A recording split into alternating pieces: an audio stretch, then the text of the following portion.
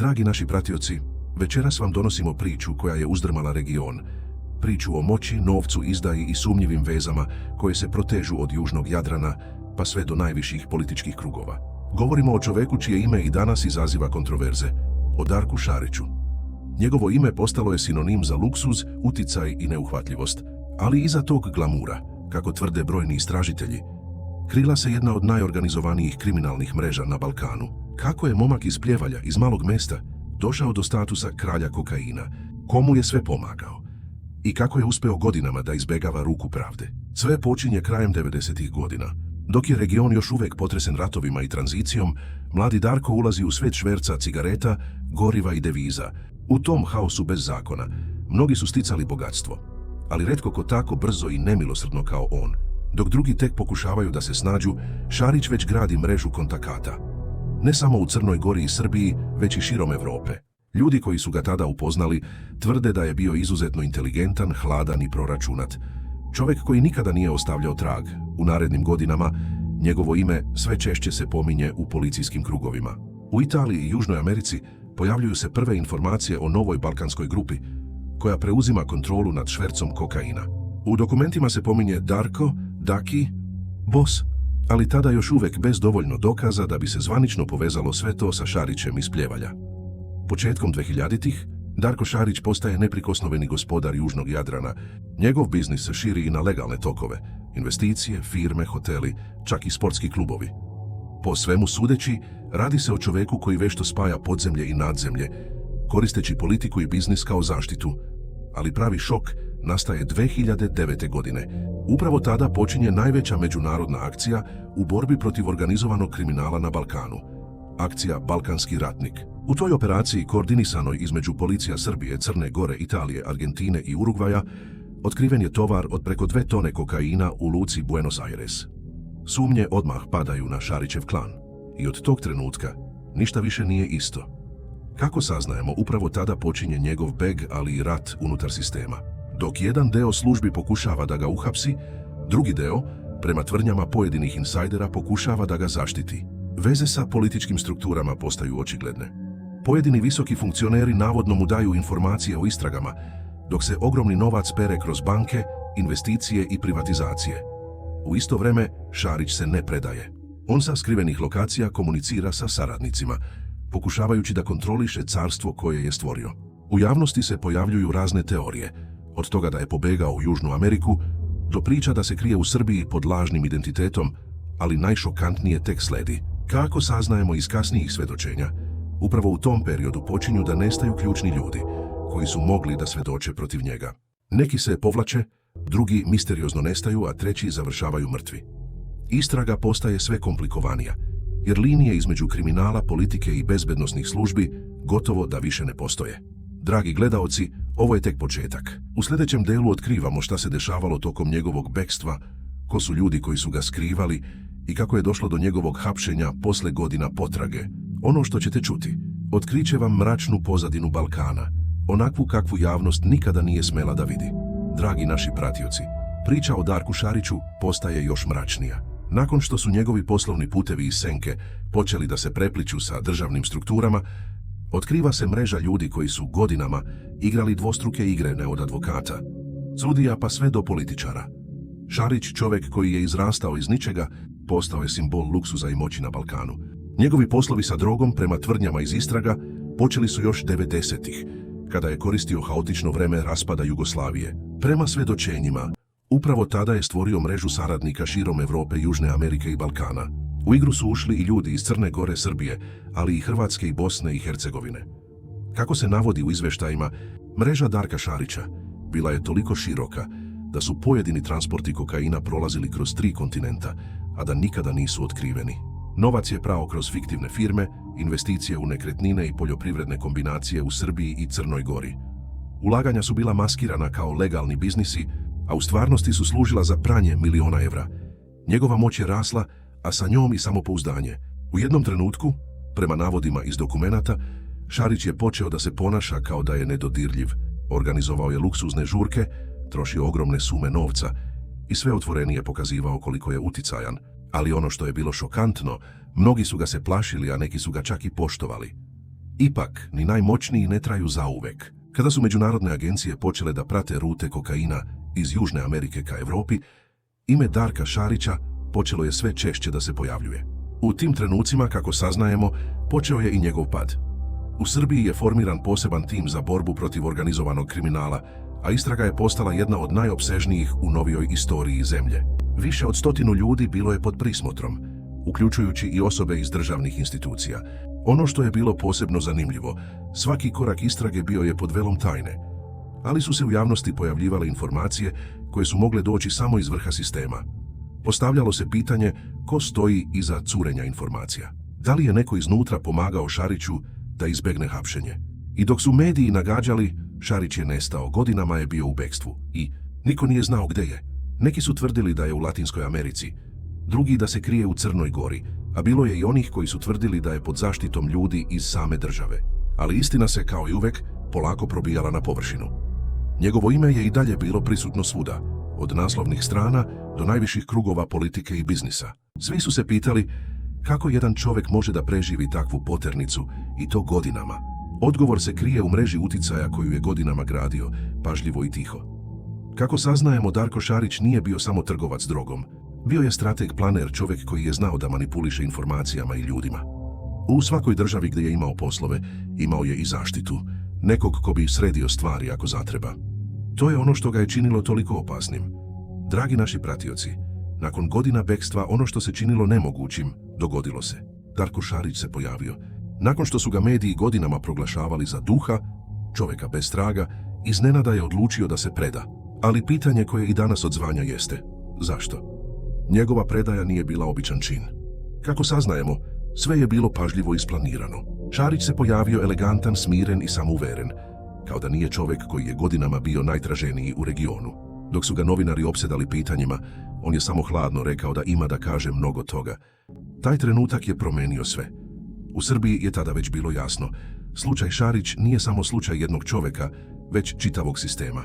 I dok su istražitelji pokušavali da prikupe dokaze o trgovini kokainom, isplivavale su i druge stvari, tajni dogovori, pritisci na svedoke i tragovi novca koji su vodili do najviših nivoa vlasti. Na suđenju koje je usledilo, sala je bila pod neviđenim merama obezbeđenja. Javnost je bila podeljena, jedni su ga smatrali simbolom kriminala, drugi čovekom koji zna previše. Svedoci su dolazili i odlazili, neki su menjali iskaze, neki su nestajali. Šarić je u sudnici delovao sabrano, često se i sam branio, iznosio argumente i delovao kao da kontroliše situaciju. Kao da je on taj koji vodi proces, a ne država. Njegove reči iz tog perioda i danas se prepričavaju. Govorio je o dvostrukim igrama, o političkim obračunima, o ljudima koji ga koriste kao žrtvenog jarca. Mnogi su se pitali, da li zaista postoji nešto što javnost ne zna? Jer kako je moguće da čovjek koji je navodno organizovao mrežu međunarodnog kriminala i dalje deluje mirno, sigurno i kao da ima plan? Ali drama tek tada počinje. U nastavku procesa pojavile su se nove optužnice za pranje novca, za veze sa visokim funkcionerima, za korupciju. U sudnici se čulo i ime pojedinih političara, ljudi iz policije, pa čak i onih iz bezbednosnih struktura. I dok su svi negirali povezanost, senka sumnje ostala je da lebdi nad sistemom. Šarić je, kako tvrde pojedini izvori, znao previše. U više navrata je rekao da, ako progovori, mnogi će pasti. I upravo zato mnogi veruju da je njegova predaja bila zapravo dogovor. Da je sve urađeno tako da se spase ono što se može i da se spreči lančana reakcija koja bi uzdrmala temelje države. U tom periodu javnost je pratila svako ročište, svaku vest, svaku rečenicu koju bi izgovorio, a iza kulisa odvijala se prava igra moći. Advokati, tužioci, bezbednjaci, političari, svi su pokušavali da zauzmu pozicije. Jer svima je bilo jasno, ako Darko Šarić odluči da progovori, ništa više neće biti isto. Njegov slučaj postao je simbol borbe protiv organizovanog kriminala, ali i ogledalo sistema u kojem su granice između zakona i uticaja postale maglovite. I dok je javnost očekivala presudu koja će sve razjasniti, proces se odugovlačio, a dokazi su se gubili. U međuvremenu, neki njegovi saradnici su već bili osuđeni, neki su nestali, a neki su se pojavili kao svedoci saradnici. Ali Šarić, on je ostajao tu, miran, uveren da će iz svega izaći kao pobednik. I upravo tada, kada se činilo da je sve poznato, dogodio se preokret. Kada se činilo da je sve pod kontrolom, da su stvari konačno krenule svojim tokom, stigao je novi šok. Tokom procesa protiv Darka Šarića pojavio se svedok koji je, kako se govorilo, imao ključne informacije. Čovjek koji je znao detalje o njegovim poslovima, saradnicima i novcu. Međutim, samo nekoliko dana pre nego što je trebalo da svedoči, pokušano je njegovo ubistvo. Kako saznajemo, automobil u kojem se nalazio svedok bio je presretnut, a na njega je otvorena vatra. Samo zahvaljujući brzoj reakciji obezbeđenja, preživeo je napad. Policija je odmah pokrenula istragu, ali počinioci nikada nisu pronađeni. Mnogi su tada rekli ono što su svi mislili, ali nisu smeli da izgovore. Neko ne želi da istina izađe na videlo. Ovaj događaj potresao je ceo slučaj. I dok su tužioci tvrdili da je napad povezan sa Šarićevom mrežom, on je kao i uvek sve negirao. Nemam ja s tim ništa, rekao je hladno u sudnici, ali njegov pogled je govorio više od 1000 reči. Ubrzo zatim stigla je nova optužnica, ovoga puta za organizovanje ubistva. Darko Šarić, koji je do tada delovao kao da sve drži pod kontrolom, ponovo je postao centralna figura u borbi između zakona i podzemlja. Ali sada je sve izgledalo drugačije. Više nije bio čovjek iz senke koji se povukao i čekao, bio je zatvoren, izolovan, ali i dalje moćan. Kako saznajemo, čak i iz zatvora je imao pristup informacijama. Istražitelji su tvrdili da je komunicirao sa saradnicima, davao naloge i pokušavao da utiče na svedoke. To je dovelo do novog hapšenja, i njega i ljudi koji su mu navodno pomagali iznutra. Zatvor, međutim, nije slomio Šarića. Naprotiv, počeo je da deluje još odlučnije, u pritvoru je došlo do nekoliko incidenata, tuča, pretnji, sukoba sa čuvarima. Prema tvrdnjama pojedinih izvora, čak su i pojedini službenici zatvora pokazivali otvoren strah prema njemu. Navodno su mu otkrivali informacije iz istrage, donosili mu poruke, pa čak i pomagali da određeni dokumenti nestanu. Onda je usledila nova eksplozija u javnosti. Pojavili su se dokazi o pokušaju ubistva još jednog svedoka. Čovjeka koji je bio spreman da svedoči o pranju novca i o vezama sa pojedinim biznismenima iz regiona. Taj čovjek je, kako se veruje, nestao bez traga. Nikada više nije pronađen. Sudski procesi su se nizali, a javnost je sve više gubila poverenje da će istina ikada biti otkrivena. Jer svaki put kada bi istraga krenula napred, dogodilo bi se nešto što bi sve zaustavilo. Ili bi svedok nestao, ili bi dokazi iznenada bili neupotrebljivi. Sve je počelo da liči na film, ali nažalost ovo nije bila fikcija. Darko Šarić je i dalje delovao kao da zna mnogo više nego što govori. Njegovo ponašanje u sudnici bilo je hladno, proračunato, bez trunke emocije. Kada bi mu pročitali nove optužbe, samo bi se nasmejao i rekao ništa vi ne razumete. I možda je bio u pravu. Možda javnost zaista ne zna celu istinu, jer iza svega što se dogodilo kriju se duboke veze između kriminala, politike i bezbednosnih struktura. Šarićev slučaj više nije bio samo pitanje jednog čovjeka. Postao je pitanje sistema, države i onoga što se krije ispod površine. Dragi naši pratioci, kraj sage o Darku Šariću nije ni blizu, iako su mnogi mislili da je sve gotovo. Nakon godina suđenja, preokreta i nestanaka ključnih svedoka, usledila je presuda koja je odjeknula kao bomba. Darko Šarić je osuđen na višegodišnju zatvorsku kaznu, ali ono što je usledilo posle toga niko nije mogao da predvidi. U sudnici je bio miran. Nije pokazao bes, nije se branio, samo je gledao pravo ispred sebe. I dok su sudije čitale obrazloženje, on je tiho šaputao, sve je ovo igra. Za mnoge to su bile reči poraženog čovjeka, ali za one koji poznaju sistem, to je bio znak da priča tek počinje. Jer iako je bio iza rešetaka, Darko Šarić nikada nije prestao da vuče konce. Kako saznajemo? Preko advokata i svojih ljudi van zatvora. Nastavio je da upravlja finansijskim tokovima koji su opstali uprkos svim blokadama. Mnogi tvrde da se deo njegovog kapitala i dalje okreće kroz firme registrovane u inostranstvu pod tuđim imenima. Navodno su u sve uključeni i pojedini ljudi iz sveta biznisa koji su mu ostali verni i posle svega. U zatvoru Šarić se ponašao drugačije od ostalih. Nikada nije pokazivao slabost, nikada nije tražio povlastice. Govorio je malo, ali svaka njegova rečenica bila je odmjerena. Čuvari su ga opisivali kao čovjeka koji posmatra sve, ali nikada ništa ne kaže. Kao da čeka trenutak da ponovo odigra svoj potez. U međuvremenu, njegov slučaj je nastavio da deli javnost. Jedni su tvrdili da je simbol kriminala i pohlepe, dok su drugi verovali da je žrtva političkih obračuna. Istina je kao i uvek negde između, jer kako saznajemo, u određenim trenucima istrage i suđenja, pojedini dokazi su nestajali, dok su drugi slučajno procurili u javnost. Ali u pogrešnom trenutku, u pozadini svega, mnogi su šaputali da su postojali dogovori, tihi, tajni iza zatvorenih vrata.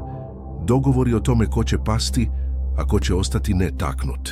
I dok je javnost verovala da se država obračunava sa organizovanim kriminalom, iza kulisa su se navodno odvijale trgovine uticajem kakve se retko viđaju. Šarić je sve to znao i zato nikada nije bio slomljen. U jednom od retkih obraćanja rekao je: "Ja nisam problem, problem je sistem." Te reči su odjeknule i izazvale lavinu reakcija, jer su mnogi upravo u njima vidjeli priznanje da zna više nego što govori i da možda jednog dana planira da progovori. Kako saznajemo, u zatvoru je počeo da piše beleške sećanja, priče o ljudima koji su bili deo njegove mreže. Neki tvrde da priprema knjigu, drugi da zapisuje sve za svaki slučaj. Jedno je sigurno, Darko Šarić ne miruje, njegov uticaj, iako ograničen, i dalje postoji. Pojedini izvori navode da ima kontakte čak i među zatvorskim osobljem, kao i da se povremeno čuje sa ljudima van zidina. Uvek preko posrednika, nikada direktno, sve je kod njega proračunato. Danas, dok sedi iza rešetaka, njegovo ime i dalje izaziva strah i fascinaciju. Za jedne je kriminalac, za druge inteligentan strateg koji je igrao igru sa moćnima i preživeo. Ali svi se slažu u jednom: Darko Šarić zna mnogo, možda i previše, i pitanje je samo vremena kada će odlučiti da sve iznese na videlo. Jer kako govore oni koji ga poznaju, on nikada ne zaboravlja. I ako ikada odluči da progovori, mnoge maske će pasti. A kada se to desi, Balkan više neće biti isti. Dragi naši gledaoci, priča o Darku Šariću nije samo priča o kriminalu.